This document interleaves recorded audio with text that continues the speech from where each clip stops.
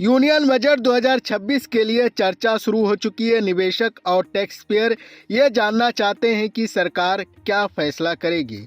खासकर long term capital gain tax और indexation को लेकर लोगों की उम्मीदें बढ़ गई है। जुलाई 2024 में वित्त मंत्री निर्मला सीतारमण ने बजट पेश करते हुए कैपिटल गेन टैक्स के ढांचे में बड़े बदलाव किए थे।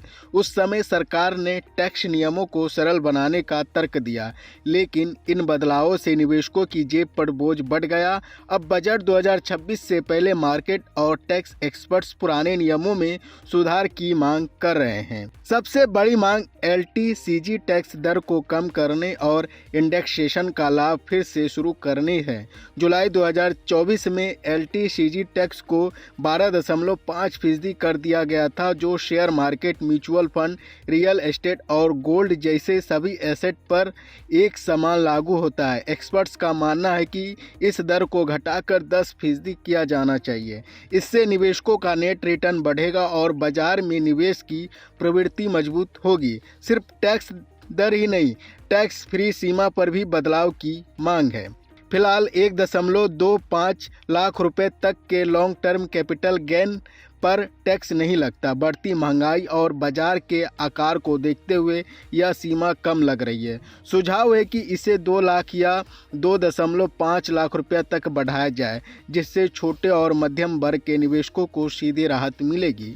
इसके अलावा अलग अलग एसेट के लिए होल्डिंग पीरियड को लेकर भी भ्रम है। म्यूचुअल फंड के लिए यह 1 साल है, जबकि रियल एस्टेट से लिए 2 साल। एक्सपर्ट चाहते हैं कि सभी एसेट के लिए यह नियम एक जैसा और सरल हो। इंडेक्सेशन का ख़त्म होना भी निवेशकों के लिए चिंता का विषय है। इंडेक्सेशन वह तरीका था जिससे महंगाई के अनुसार खरीद मूल्य बढ़ाकर टैक्स की गणना होती थी।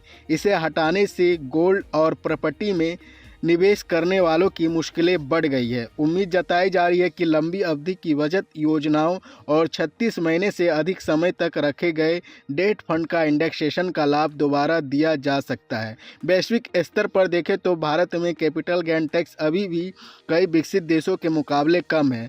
जापान में यह 20% और UK में 24% तक है।